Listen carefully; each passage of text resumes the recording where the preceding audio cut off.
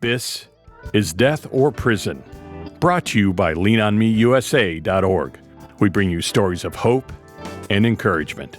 Hello, I'm Joe Pryor, President and CEO at Crossroads Prison Ministries. For over 40 years, we have provided correspondence Bible lessons and caring mentors to people in prisons and jails. I want to invite you to join us on this journey. You may ask, why should I sign up for a correspondence Bible study? Well, the answer is simple. Just as it is important to strengthen your body with good food and exercise, and your mind with new learning opportunities, it is also vital that you spend quality time growing your faith in God. Crossroads is a Christian program, but open to you. Whether you are a believer in Jesus Christ looking to strengthen your faith or simply exploring faith and what it can mean to your life, we're here for you. We want to come alongside you as we study God's Word together. We don't charge for our program. All you need to do is write to us at the address on the screen, and we will begin sending you lessons. I encourage you to give us a try. Thank you, and I hope to see you as a student very soon. Welcome to the Death or Prison podcast, brought to you by Lean On Me USA. I'm your host, Oswald Newbold. I'm Elmo Big Mo Golden. And in the studio today, we have Mr. Sean Wright. Sean believes in community engagement. He's big on community. Also, he's a believer of God. And more than that, he's a testament of what change can do, how a person can change. He comes out of Baltimore, Maryland. And something he candidly shares is he understands the challenges you have with growing up being a biracial individual. And we're honored to have you in the studio today. And I don't want to take anything from his story, but how you feel, Sean? I feel grateful and amazing. Thank you for asking. Thank you for being here, because you have a powerful story, and I can't wait for those who are tuned in to be able to hear it. Sean, you from Baltimore, Maryland? Yes, sir. In Baltimore, what's a typical day? I would say, number one, it would be 100% pressure, but more importantly, coming from a crazy environment, even like the city is just hard to, everyday living is a challenge. Everyday living. Was it like that? So what was that like as a youth for you in Baltimore? So for me, I would say that growing up was like being in like a theme park, and every day being able to try to have like go from like survival mode, which would go to like thriving mode. So for me, I would say I was naive growing up to the dangers around me, and then it became something normal. And I would say that for me, in those environments, especially Baltimore City, it was kind of like amazing, but at the same time, it was a deterrent and allowed me to, choose a lifestyle that I truly didn't understand but embraced. So, Well, I need to ask, how old were you when you became aware of what Baltimore looked like in the sense of what you just described? Was you a child, elementary, like? okay. So I would say it all happened for me probably about the age of 13, between 13 and 14, walking through so my grandma was trying to teach me what it was to be a man and how a man would walk with a woman on the outside and her on the inside. And I'll never forget the day that my grandma told me, she was like, baby, those people over there are bad people, but they're our people. And in some weird sense, it kind of gave me like this permission to say that it's okay to be a villain and still be good. Wow. So what I'm hearing is your grandmother is trying to instill some form of wisdom in you, Yes. but she's identifying some potential dangers, right? But right now you're 13. So could we go back a little further than that, a little bit younger than that? Mm. Because 13 years are missing. Because I don't know what decision you made at 13, but let's see where your mind was at prior to that. Okay. So in the beginning, it was like, I was probably like almost every other child, innocent, growing, learning, trying to figure out my own way. In the beginning, I had no idea what street savvy was, being tough. I was one of those kids that wanted to run to the library because that's where they had electricity. That's where the AC was. But more importantly, that was a safe place. Believed in like arts and music, and, every day just trying to surround myself around that. Um, I think that it probably took for many, many years, probably to like the age of 7 and 8, to really start to like kind of walk away from that, going from like a superhero from Superman to the average people around me every day who would probably give me dollars to go to the store. And I would like look up to them as like the heroes opposed to like Batman and Superman and things like that. And I think that the more and more that influence was bestowed upon me, I think that's when I really started like change my mindset of what I thought was righteous and what was unrighteous. Right. And just a quick question. I heard you already speak about your grandmother, right? Were your parents around, or did you Yes. grow up with your grandmother? Yes. So I'm a grandma's boy by trade. And then because my father and my mother were kind of absent for a while due to their active addiction. And then my mother was the primary and my father was absent. Okay. Okay. So you do know your mom, Yes. right? And that's good. But grandma was Yes, grandma was the rock. she was the She rock. was the rock. So we're in Baltimore, and you identifying the streets of Baltimore as tough. Wow. Yes. Grandma telling you that, hey, them guys over there are bad. Mm. She's essentially saying, stay away from That them. way. Did you stay away? No, and the reason why I say No. no is because it's hard to stay away from someone that that statement. Those are our people. And I'm not saying that I didn't want, like, because of course I was afraid. I'm like, man, she said stay away, I'm gonna stay away. But it was like, then you're still saying it's our people. And it was like that sense of still embracing what was bad in our community because it was where we were from. And that was a kind of like, confusion for me. Like it was like this forbidden fruit, but I didn't really understand. So it's like stay away, but this is around me every day, and these are the people that I believe that care about me, care about us. But so it was kind of like a little confusion. So this a 13-year-old adolescent trying to figure out life or Yes. right or wrong or what's going on. Mm. We all have been there. How many of us out that's watching the podcast right now was young trying to figure out our little space where we fit in life? So that's the life challenge just with growing up. But Mo, you ever been through that? I like to, yeah, of course I have, and I like to just give a little more of a backdrop to what Baltimore really looks like. Oh, you know about Baltimore. Well, yeah, and it's a Okay. lot that the news doesn't show unless there's something traumatic going on in that city.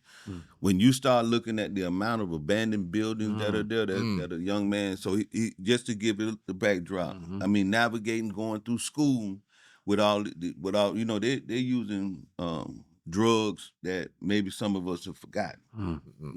A lot of heroin, Right. a lot of pill popping, right? A lot of shooting up.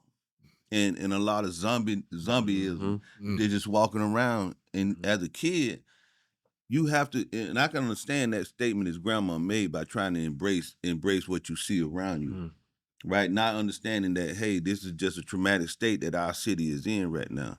Also, the crime was extremely high back in the 70s all the way up to 2000.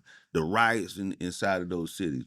Another thing you don't understand, too, is once he got to school that he's not telling you, Baltimore, I believe, was ranked number 2 or 3 as far as educational deficiency was.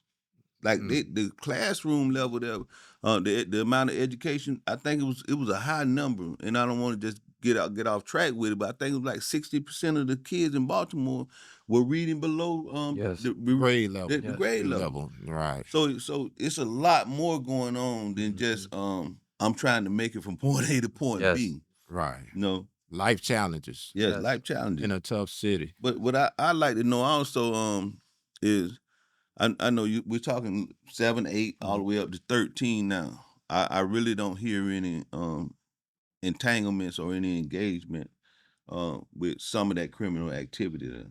Okay, so really the major shift was about, I would say 13 and a half, with the absent father and trying to be able to find identity, growing up as a biracial child and being able to be validated from a person who wasn't at the home. So I still receive love from my home and my family, but When you say biracial, so I'm African American, Puerto Rican, and Caucasian. that's something. That's crazy. Most That's more. Growing up in a place in Baltimore, African American was who? my father's side, mixed, white and black, Okay. and then white and Puerto Rican, my mom's side. Okay. Yeah. All right. And so for some of the guys growing up now, being biracial is easy for you. Back when I was growing up, it was harder. Mm-hmm. Being poor from every In side. Baltimore. Yeah. Yes, sir. It's definitely in Baltimore. Right. And so there was a shift with trying to find that identity. Mm-hmm. And so in my community, people that were in the criminal element started to treat me as like family, which in my mindset, I perceived that was real. Mm-hmm. Validating me in a very violent environment where I was getting rewarded and getting, this sense of family that I wasn't receiving from home, like being the only light-skinned dude in the neighborhood and standing my ground, fighting, Mm-hmm. getting the respect and being rewarded for those moments where you either kept it real or we would say stand in the paint. Being trusted, keeping the code. And so these things started to manifest, and I started to be rewarded, and I started to have like this thrill-seeking mentality that I look for that validation in these men and women in the streets, and they were feeling that. And every time the void was filled, the hunger became more, and I wanted more. And that's where the criminal engagement started to where I started to surround myself in it. So you was looking for it. So was a mini monster starting to grow? Yes, at first in control, Mm. because I was able to hide it from my family for a long time. Yeah. And it wasn't because I was afraid, but I knew the severity of mixing the both. Mm-hmm. And I knew that the choice I was about to make was going to cause me to risk a very violent episode with family. And so that was something that I was very aware of, and I didn't want that to happen. Right. So did that point ever happen? Yes, it did. At 14 and a half, I made a decision that changed my life, I would say indefinitely, and becoming involved with a criminal entity in the streets, and a sense of family. And that took my career path to not just a regular career path, it took it to organized crime. So let me ask you this. So we're there at organized crime, but there's always two moving stories because you're still young.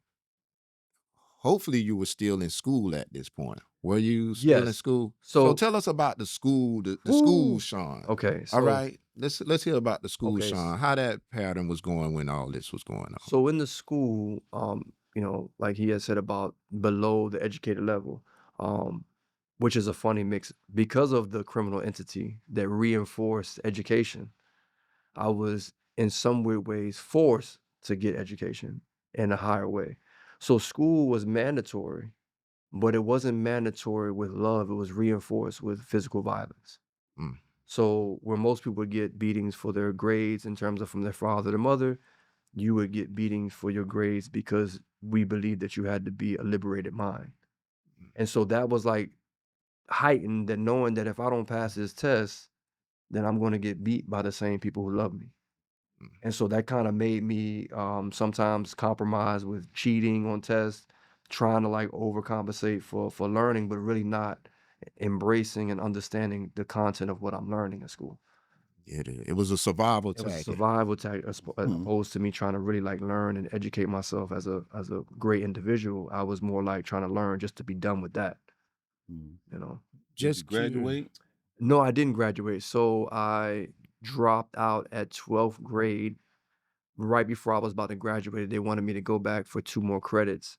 That summer, my life took a whole nother turn. I just said, you know what? I'm getting money out here. It's over with.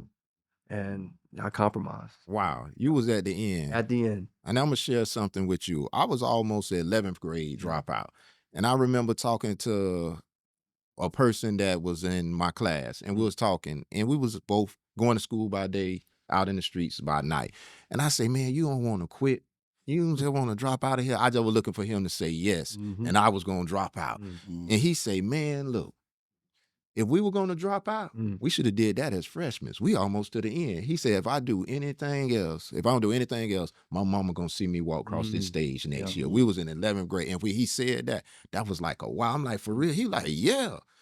And I say, man, I need to get it together. I had to go to night school, do all kind of stuff to graduate on time. But to see you make it to the 12th, I wish somebody like the person said something to me would have helped you got to the finish line, because I was almost there. Yeah, man. Yeah. But I'm glad you made it to the 12th. Yes. You made it to the 12th. That lets me know that there's something in you that you're a very intelligent man. Thank you. All right? And I don't want to miss like those elements that are constantly tugging at you to do what's right, Mm. right? Because it had to be there. It was there. Yeah, It was It there. was that there. spiritual warfare. Yes, it was there. You know, it says do it, hmm don't do it. Yes, it was there. That conscious. Do it, Yeah. don't do it. hmm It's a consequence if I do it. It's a Yes, consequence if I don't yes. do it. It's And something. so I want to hear you talk about those elements that were there, that were, you know, the spirit warring against the flesh and the flesh warring against the spirit, and you know, put some content with it, and also make sure family is incorporated in it, because you got to understand, whether you can see it or not, they're still watching you. Mm. You know, Yeah. during the process of that, where you Yes. think you're getting away with something. Yes. So my grandma was always in the church, and would always be praying over us, and always. So I would go to church as a child, but I really wouldn't truly understand. Um, in the beginning, it was like fantasy. Mhm. Sunday school. You're hearing the stories. Couldn't really relate them to everyday life. Um, the struggle for me was trying to figure out how to have a relationship with this person after seeing my grandma still struggling and being poor. Mm. So there was like me believing in this person that I had no idea of the understanding of God, and trying to say, well, here it is, my family and the loved ones that I do have that are in the church, and they're going to church, they're faithful, but all these bad things are still happening to good people. Mm. And then I'm hearing about this loving, caring person in this relationship, and I'm thinking like, well, if this is all that, then how could this be real? And then if this is the only thing that we have to hold on to Mm. in this oppressive state, I don't want to do this. Mhm. And then learning from over here, from this other side of the family, teaching about liberation and correlating this right here to a slave mentality. My Mhm. mind and my heart and my spirituality were being poured in every different way, from cultural influences, Mm. from trying to separate the two to understand what was the truth. Wow. And so I was seeking, this spiritual enlightenment, but at the same time still holding a resentment to something that was bestowed upon people. Mhm. And I just couldn't I was not open-minded to being able to embrace something that kept people oppressed.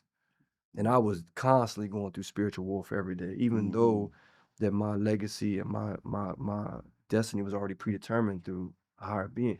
I was just not in no type of shape or form trying to gravitate to family tradition or religion or what I believe or understood the Bible to be, because I couldn't see it in real life terms. Like I couldn't see, with all the struggle and the pain, how could people still have joy? Like my grandma got on her knees every day Mm. and she was still poor. My grandma gave everything she had and she had nothing. So I couldn't really, That was a real spiritual warfare, I because couldn't you're grasp looking it. at the giving of the heart, you seeing the actions, Yes, but the results you seeing is still the struggle. still the struggle. Mhm. On opposed to this side, it seemed like everybody was winning and they were doing everything wrong. And and then I'm involved in the environment. So the environment wasn't conducive to the spiritual walk. It was more conducive to, Mhm. it's a dog eat dog world. You got to do what you got to do. And so I just gravitated to that lifestyle, gravitated to that spiritual enlightenment from you create your own destiny, Right. that had me living in turmoil every day. So, Yeah. And in the you said the part that you gravitated towards, yes. right? There's a feeling comes with that. Oh, yes. A thrill. A Thrill. thrill. The right? thrill. Yeah. I'm a winner's feeling. Yes. I'm winning. I'm winning. So we think. Yes. And then so I'm like trying to like overcompensate for the winning by trying to come back and give, family Money. financial freedom in my mindset. Mhm. How are you making this money? Well, illegally, I'm selling drugs. I'm, Mhm. doing all type of other things, and, compromising, losing parts of myself. Mhm. And, I know we all have our stories about being in the streets, but to me, it wasn't just about selling drugs. It was about the respect that you had when you walked into a very violent area Mhm. and people knew who you were off that reputation. And I rode that reputation for years of my life, like a surfer on a wave, Mhm. because it was never the product. It was knowing that in my mind that people needed me, they wanted me. Mhm. And Mm. Did you ever think at that point people could have been using you? yeah, but it's like there was moments where I would be around and be asking myself, like, are people only around me for what I have? Mhm. And that would like vanish with, well, you got it. And Mm-hmm. so in some weird way, you know, I know a lot of us don't like to talk about it, but almost the reality was it's almost like I was paying for people to stay around me. Oh man. And we don't like to talk about that. But for me, I know that there was many moments in my life through celebrating It was and validating your it ego. was validating my ego. So like this was like a payment to have this entourage that made me feel like this superficial, you know, person that Made you feel was like you was the man. most definitely. You the And I man. reinforced that You were the man. in my own mind. Nothing wrong with that. Yes. But at the same time, when we're giving a lot to the streets, we're giving so much away with our soul and Yes. spirit at that time. Yeah. We're at the point to where you you're getting ready. You got to make some critical decisions in life. The warfare is still going on. You made a choice to join with the dark forces. What does that look like with the happening? You because you literally have to separate now from that thing that was protecting you for so long, the spiritual part of your family. How do your family see you? In the beginning, you know, I never forget my grandma. I feel like she would pray for me more, but it was like once I made that choice 100% committed, I saw my family like afraid. Like my father, you know, when he was present, was a strong man. And I never seen him fear me until I made that move that made him afraid. And at a moment's glance, I think that I had compassion. I was felt like, man, I'm doing the wrong thing. But there was that moment where it was like, yeah, I'm the man of the house. And that thrill turned into me being able to overcompensate for what you couldn't do through your addiction. Right. And um, I believe that it was like, I believe it was hard when people saw me losing who I really was to the streets. And when I saw my family afraid, I think that's probably what made me go harder because the shame of knowing that you're like a lost person around your family and they're just there because they just don't want to cause any type of conflict. I think I really didn't really truly understand how deep I really was in those moments. Because the fear was like, because I'm doing a great thing. But you're young. How old Yeah, are you at this I'm like time?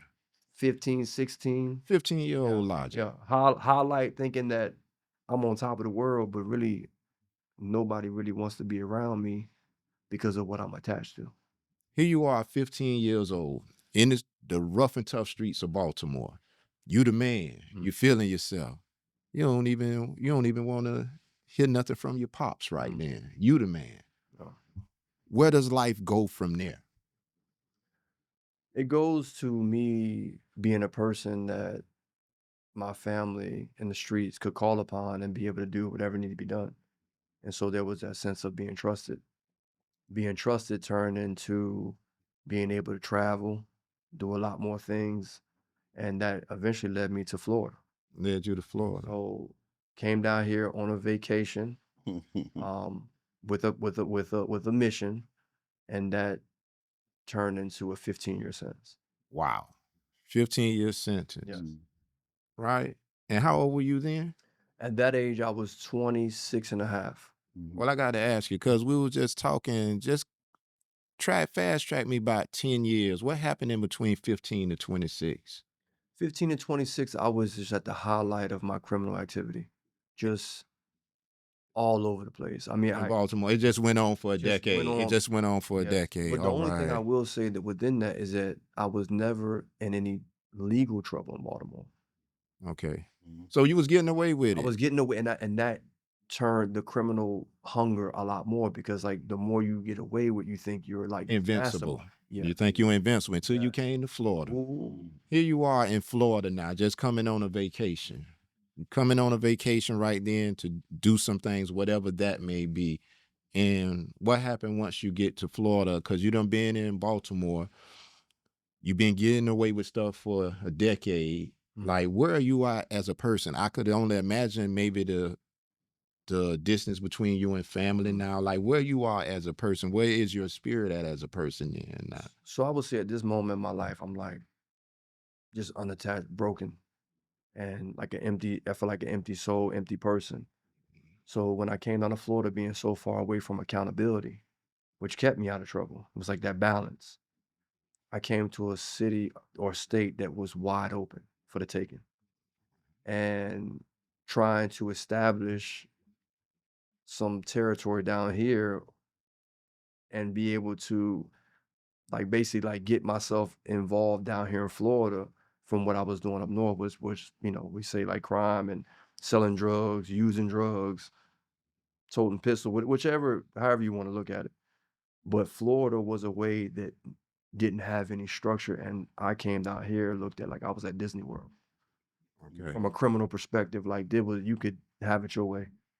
I know that you use the word organized Yes. crime, right? So that means you came with somebody else. You came. Yes, so I came with in terms of like a family, and Florida, I have family down here, so I came down here to embrace the lifestyle that I live up there on a vacation that turned into my home down here in Florida.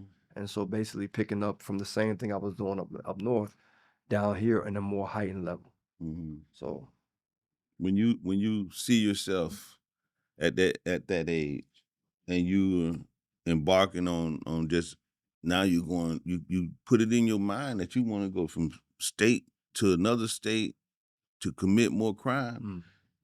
Is there anything telling you to stop? there was, but I was so far gone that I just in my mindset, it was about the reputation. And coming down here, I wanted to make sure that everyone knew what sent me down here. Mhm. And I wanted to overcompensate for especially being mixed. And I felt like I wanted in some weird way my legacy in the street to supersede my death.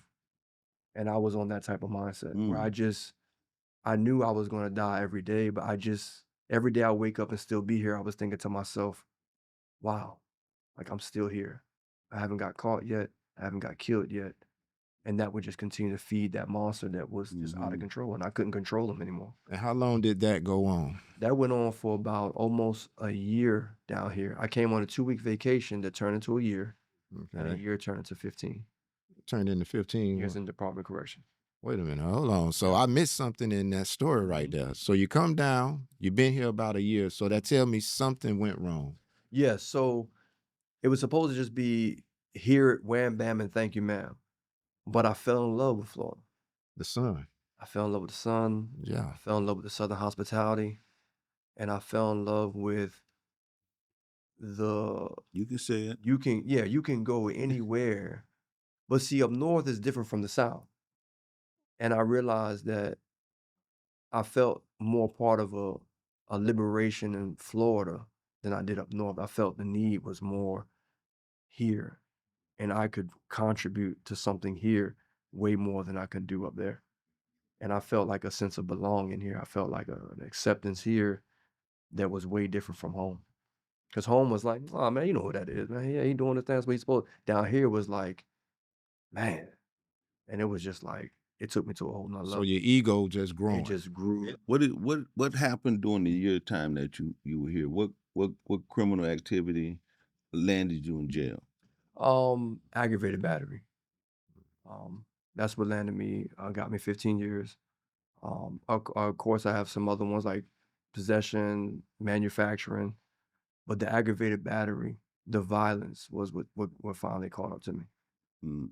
And that, I had a violent episode with some people who owed money, and that landed me to get the 15 years in prison, get sentenced to DOC. You were sent to DOC, Mhm. and you're now in a county jail Now in the county jail. in the state of in the Florida. state of How long did you sit in the county? I sat in the county for about a year and a half. Not really knowing what the Not outcome was really going to knowing, Mhm. thought I knew the law, realized I was in the South, be. Okay. and the system is very different and very real. It is. Mhm. And it's a slow process. It is. So, yeah, And now you get sentenced to 15 years. 15 years. Originally was going to be 40. I signed a plea for 15. Thank you for being in here today, Sean. And I can't wait to hear the next part of the story. But for those of you, I know you're interested to hear too, and we want to know where this story go. Right now, you're in tune to the Death or Prison podcast, but around here we say, choose life.